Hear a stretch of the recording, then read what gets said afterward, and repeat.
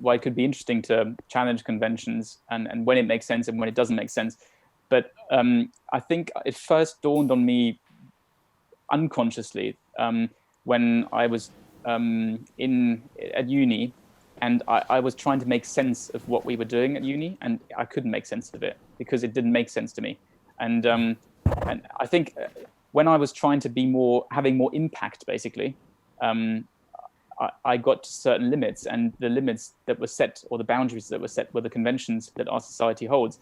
So I've never intended to be someone who wants to constantly break conventions. I just realized that if you want to make a difference and if you want to have impact, more often than not, you have to work outside of the conventions, because the conventions are, by definition, a matter of the past.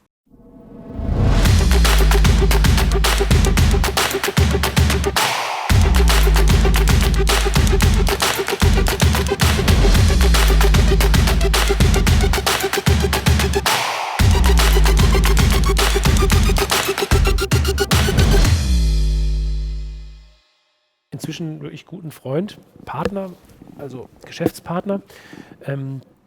Und mit ihm haben wir das Thema so festgelegt.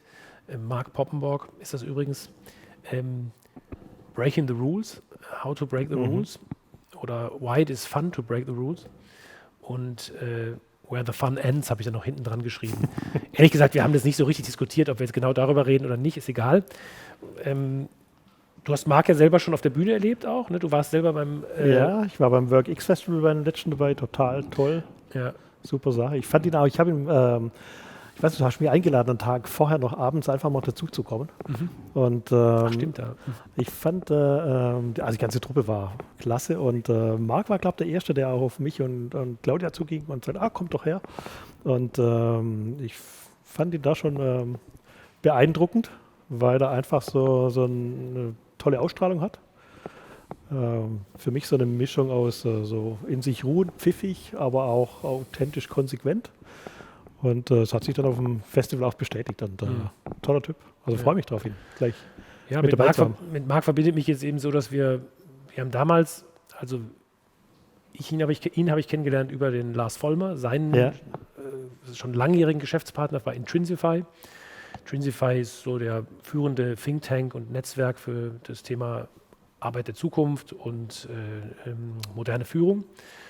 Die sind beide, Lars und Marc, ziemlich verschieden, aber sie eint eben beide diese Idee, Freiheit und Fortschritt in der Arbeitswelt zu fördern. Inzwischen geht es fast ein bisschen weiter. Das neue Buch von Lars ist sogar so, dass es auch wirklich gesellschaftlich insgesamt einen Anspruch erhebt. Also nicht nur Arbeit, sondern einfach so, was bedeutet Freiheit da, Verantwortung.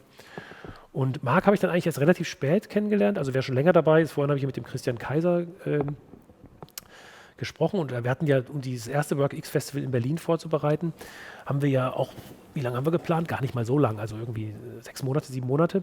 Und den Marc hatte ich dann schon sehr oft gesprochen, aber ich hatte ihn nie gesehen dann. Aber weil das ist auch wieder so ein Fall gewesen, ich dachte schon, wir kennen uns ja schon so lange und es war so intensiv, die Vorbereitung, als ich dann gesehen habe, dann haben wir erst realisiert, dass wir uns heute das erste Mal im selben Raum sehen. Das liegt auch ein bisschen daran, dass der Marc nicht in Deutschland wohnt, sondern in England und auch noch halb Engländer ist. Und deswegen haben wir heute das Experiment, der will mich wahrscheinlich ein bisschen mich zu challengen auch, also die Konvention zu brechen, dass wir jetzt hier weiter die ganze Zeit in Deutsch quasseln, dass ich jetzt mit Englisch mit ihm sprechen werde. Hast du denn irgendwas, was ich ihn vielleicht noch fragen könnte, was dich interessiert? Also ich habe mir so eine Frage überlegt, ich stelle sie dir gleich mal auf Englisch, und ich glaube, Marc hört uns schon. Kann sein, wir haben ihn, er hört uns schon, er nickt schon, aber im Bild lassen wir dich erst um 16 Uhr. Also ich habe an beide von euch eine Frage, weil ich ein Zitat von George Bernard Shaw gefunden habe. Und George Bernard Shaw hat gesagt, Life isn't about finding yourself. Life isn't about finding yourself. Life is about creating yourself. Das ist ein ziemlich gutes Zitat für Marc. Ja, okay. So ein bisschen Reinvention, ne? Also und genau, ein Teil davon ist ja auch das Breaking Conventions ist ja auch sich neu zu erfinden oder es zu versuchen. Darüber würde ich jetzt gerne mit Marc reden und ich glaube, der Marc jetzt gerade in Brighton, soweit ich weiß, da kann er nicht weg, hört mich jetzt auch. Höre ich dich auch? Sag mal was. Ich höre dich, Florian. Hallo, hallo. Du klingst auch herzlichen Glückwunsch zum Geburtstag. Ja, danke schön. Schön, dass du dabei bist. Das ist wirklich ein Fest heute, so viele nette Leute.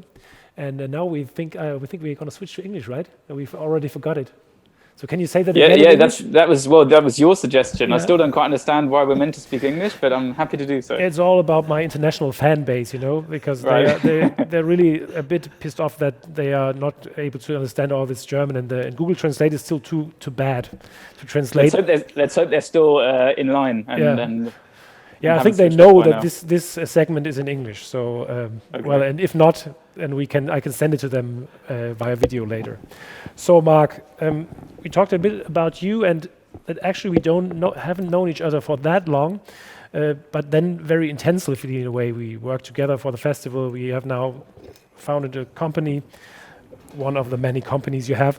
I want to learn a bit more about the person, Marc, which you actually don't really have time very often to talk about things, and of course how this person is connected to the things you do in your professional life. So, as I said, you are half English, half German. You grew up in Germany, now you live in England. You're married to an English woman, right? That's right, yeah. Yeah, I haven't met her either. So, breaking the rules is the big topic we're talking about. So, is it more fun to break the rules on the continent or in England?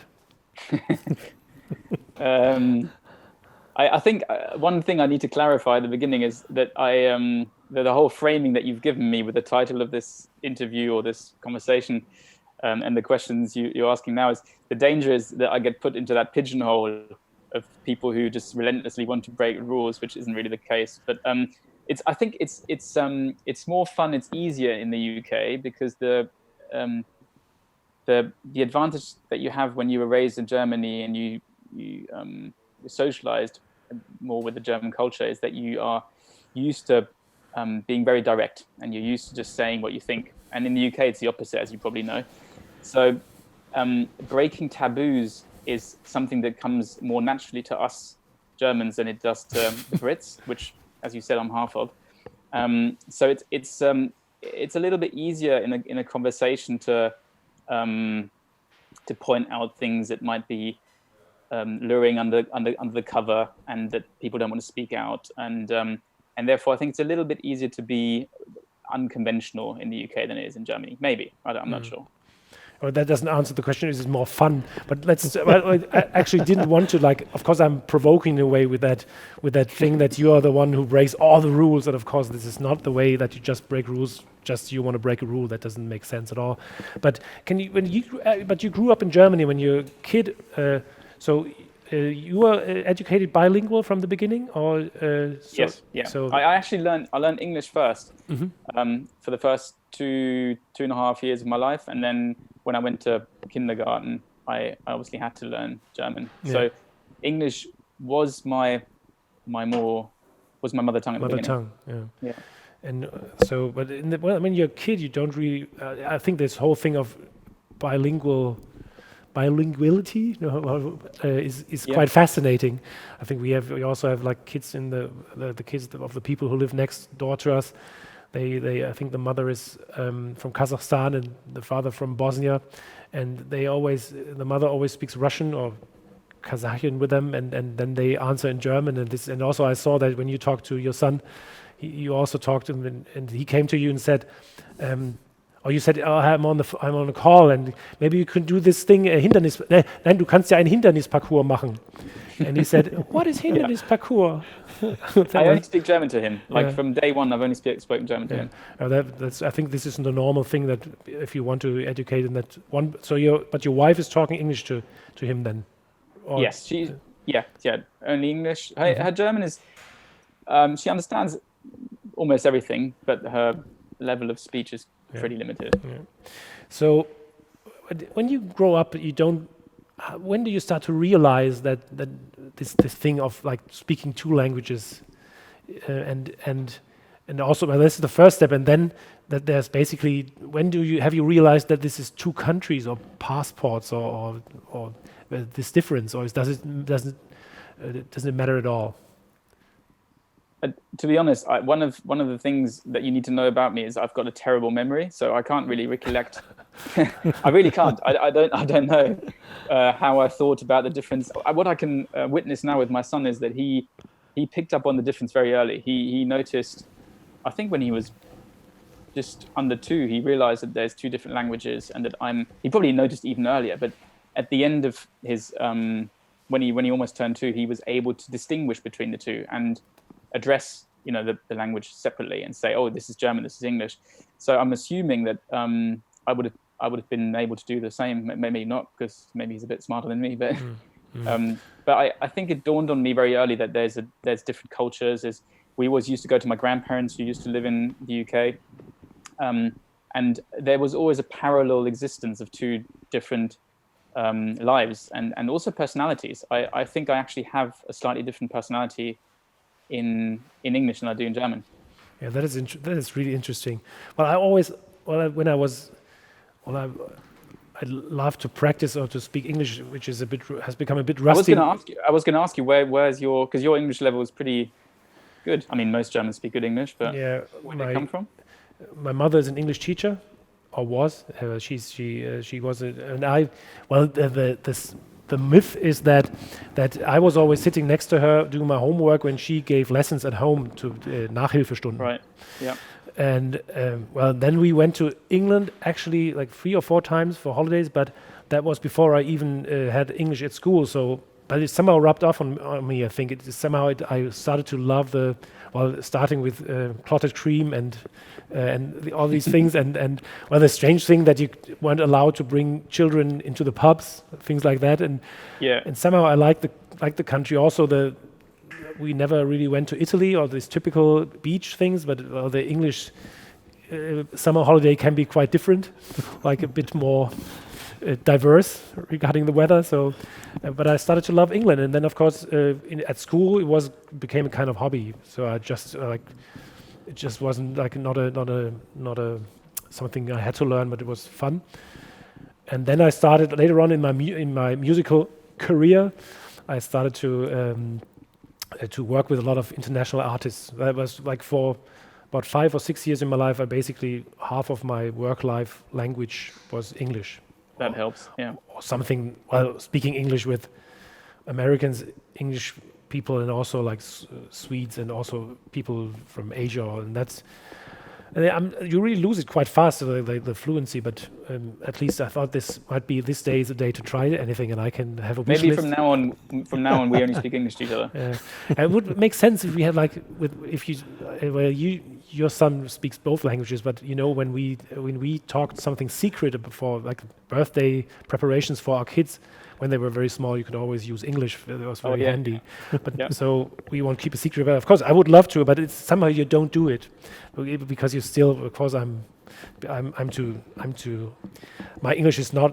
There are some things I cannot say in English, and all the nuances and everything. So. Well, back to you and this cliche. I don't want to put you in, but of course, you as a speaker and as a blogger and everything you do, you talk a lot about conventions and things people do because they think they're right, and then you very often come up with ideas that are, in the first place, very counterintuitive. So when did you realize this fascination with these things, that there are conventions and people doing it, and why are they actually doing it, and so on? Is there when was it during your studies, or how did it develop? I don't think there was I think it took a very long time until I consciously realized how conventions hold our society together, and why there is why it could be interesting to challenge conventions, and when it makes sense and when it doesn't make sense. But I think it first dawned on me unconsciously when I was at uni, and I was trying to make sense of what we were doing at uni, and I couldn't make sense of it because it didn't make sense to me. And I think when I was trying to be having more impact, basically, I got to certain limits, and the limits that were set, or the boundaries that were set, were the conventions that our society holds. So I've never intended to be someone who wants to constantly break conventions. I just realized that if you want to make a difference, and if you want to have impact, more often than not, you have to work outside of the conventions, because the conventions are, by definition, a matter of the past. Mm-hmm. So I think it was when I was at uni, I was trying to understand how I can get on in my career, and how I could have an impact in what I was determined to do.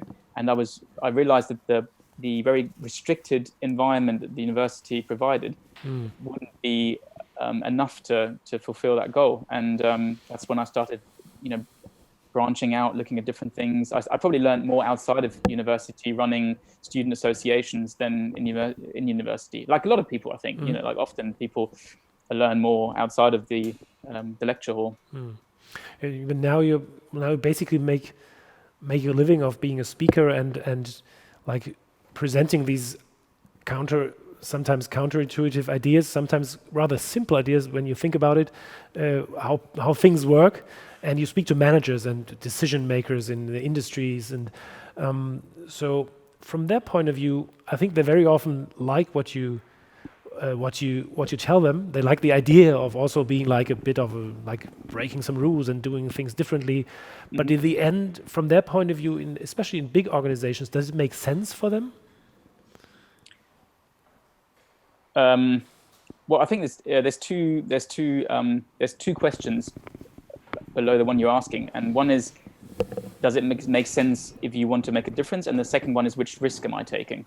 So if it's true that conventions are necessary to hold together what we have at the moment, and they give a certain amount of certainty, that also implies that they result in the ordinary. So if you want to create something extraordinary, you obviously have to divert and do something different, and you have to break certain conventions. So that, I think that's a no-brainer in a way. It makes sense, because if you only follow the rules that everyone else is following, you can only produce mediocre results. So if you want to create something extraordinary, then you're going to have to work around the conventions. And this is why it's very easy for me to talk about these things. This is partly the reason why I broke out of the system. If you're within the system, if you work for a company and you've got a semi-authoritarian system, which a company is, then I think it's difficult to break certain rules, because you always have to think about the risks that you're taking. So I think that's a very individual decision. But overall, what we can, I've spent a lot of time studying companies, also advising companies, and the patterns that we see are that when companies are especially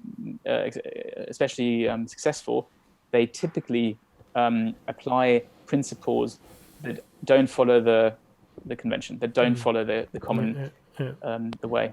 Yeah. So maybe can you make it a bit more concrete, both on this business part that we're talking now, but also like you yourself. We haven't met that often, but I heard some things that what you do. Of course, many of your friends, and you're not keeping it secret.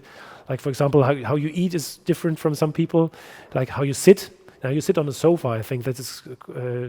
But can you tell me a bit where you do some things where the regular person may say, why is this guy doing this? I mean, does it make sense, or why? And then explain why you do it.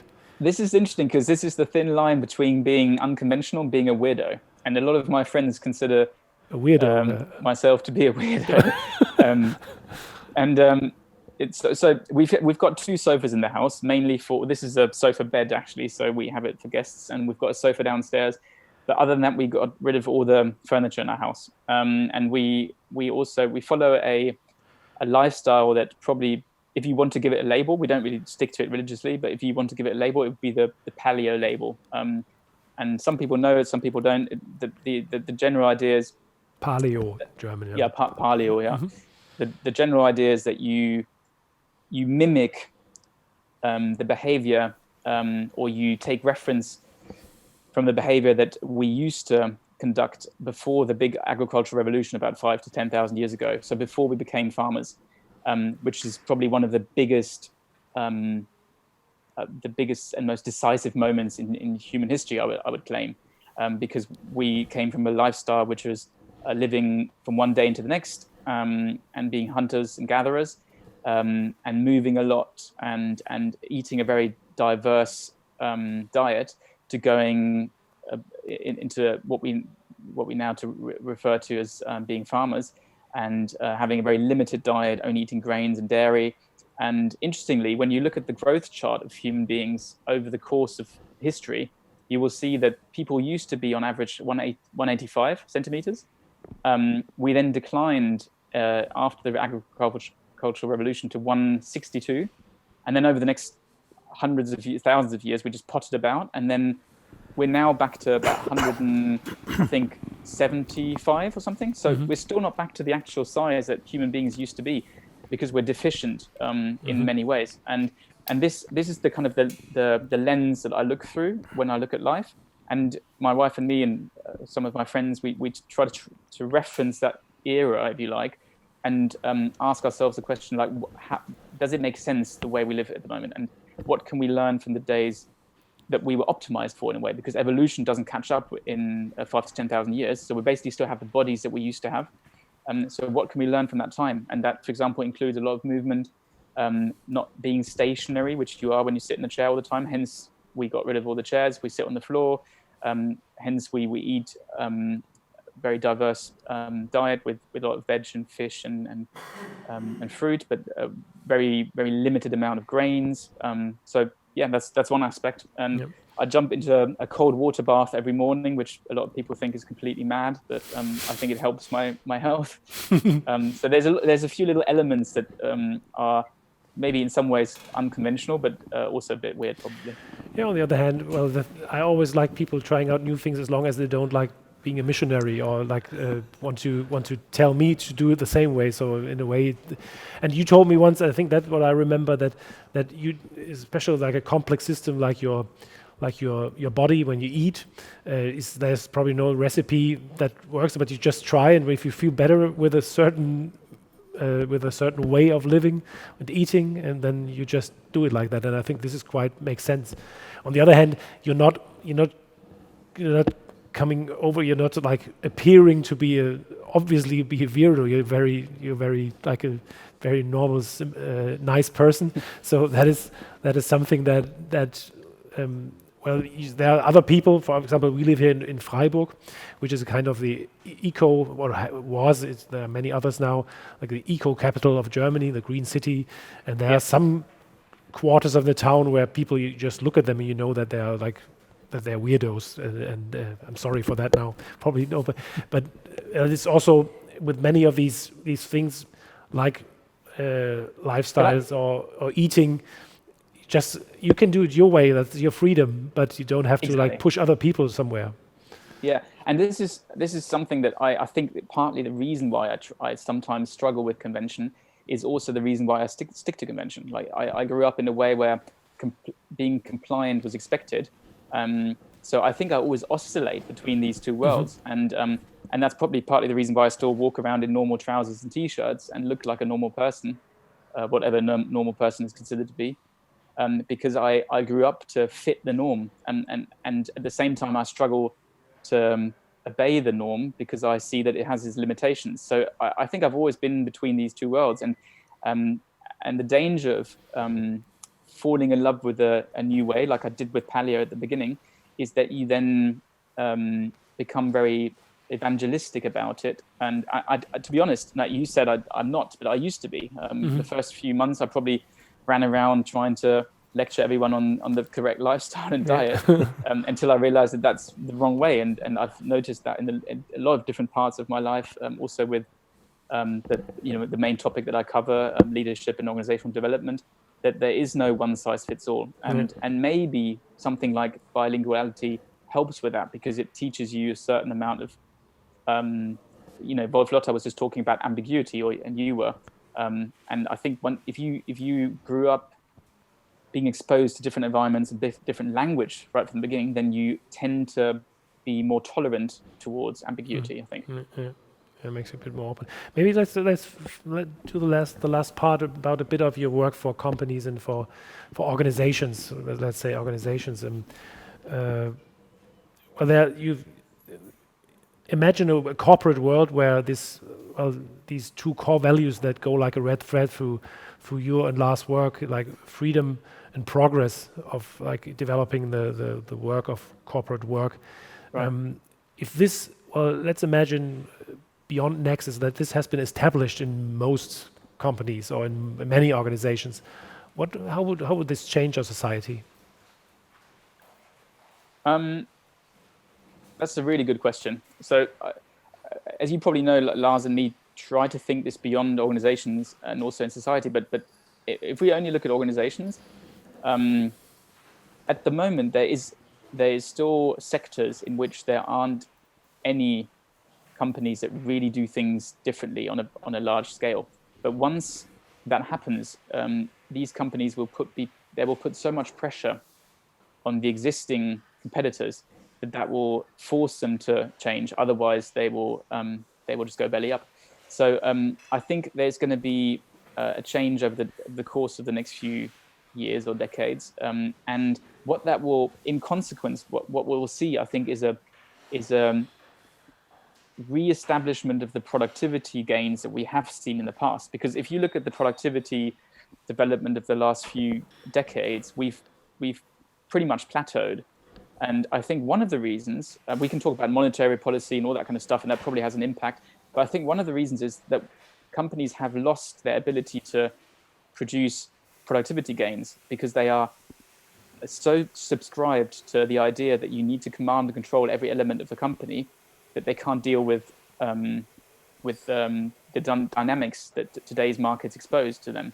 And if companies overcome that paradigm of Taylorism, is what we refer to it, I think there's a real opportunity that we will see a world in which progress and innovation will take a faster pace again, and also a world in which work can be more fun, because most of the working environments are, due to the fact that companies are run in such a mechanistic way, they are also places that aren't very fun to work in, because an employee on a daily basis, I think, is exposed to two different worlds. One world is the formal world that is held by Taylorism and by the internal structure of the company, and the other world is the world that they are exposed to by the markets. They can tell that all the rules and all the regulations and all the key performance indicators and everything they have to follow on a daily basis doesn't match their working requirements.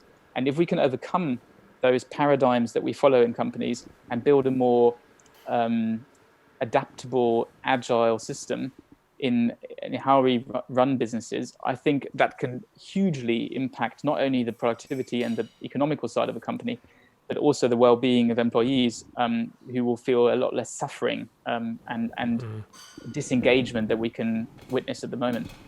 Why is it so hard? Why don't many companies just do it?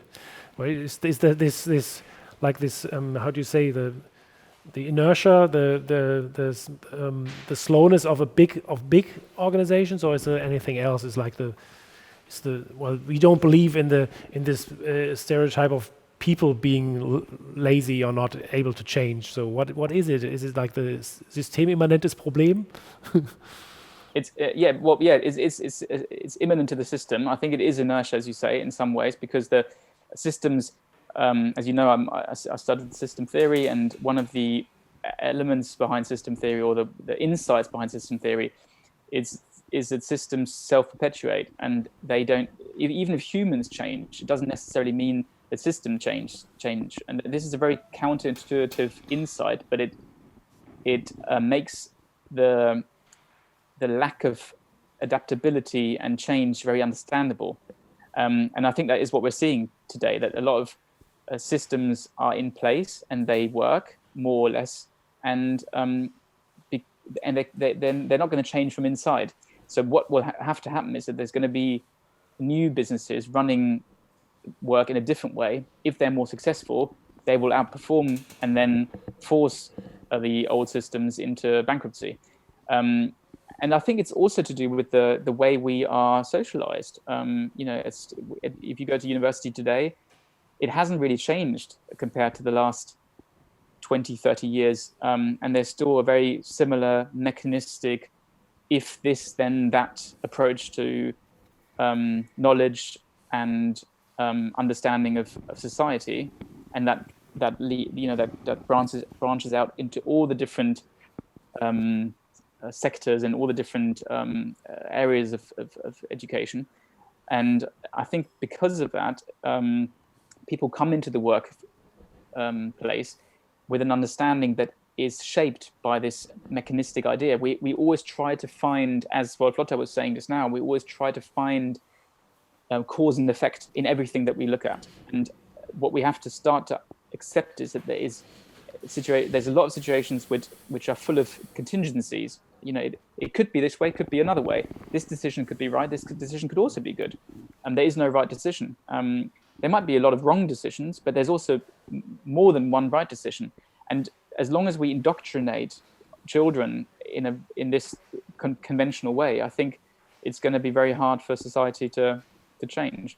Only through, as I said, innovation, which can then replace the existing system. I don't think the existing system can evolutionize in a way that will change it to what we're talking about. Thanks, Mark, for these insights and interesting new things about how not to break conventions and then again do. Well, there was one decision that you made like quite a year ago or something, that you actually wanted to be on a sabbatical for a kind of sabbatical for this, not whole year, but kind of workation, stay with your family because your son is not that old, so you can take him on around Europe. So, what about that? Is that sad, or will you repeat it, or how can you cope with really that fate doesn't really play to your rules or principles? Are you good at that? Sometimes I struggle. It depends on what. In this particular case, I found it fairly easy because this whole idea of my sabbatical has actually been disassembled in different stages.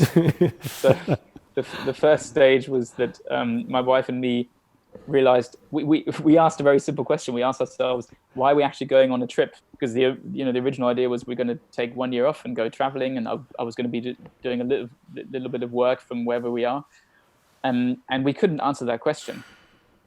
We struggled to find a good enough answer for us to stick to that plan, which led to the new plan, which was I was going to stay at home and delve into what I loved doing and I never have enough time for, is to delve into different topics and really study them intensely and publish about them, and be in a mode that I used to be at uni. And now this plan has been destroyed because of Corona, and because I want to see my business through this crisis. So I feel responsible, I guess, to stay on board and to do as much as I can to and then that's fun. I'm really enjoying this time, to be honest. It's bringing, as you know, through our partnership, it's full of potential opportunities, and already now we can see how things are playing out in a really good way that we wouldn't have thought of before. So in this particular case, I find it quite easy to deal with the change in plan. So in other situations, I can be quite pissed off if I don't get it my way. Yeah, with surfing, for example, probably. So, I hate that. Yes, yeah. I hate that. Well, surfing. If like yesterday, the forecast was meant to be really good and it wasn't, and I just got me mad. Thanks very much, Mark, for talking to me and also bearing my English. It's been a pleasure. Speak to you soon, and good luck, stay safe, and say hello to your family. Thank you very much. Thank you very much. Enjoy the rest of your birthday and day. Bye-bye, Mark. Thank you. Cheers. Bye. Cheers.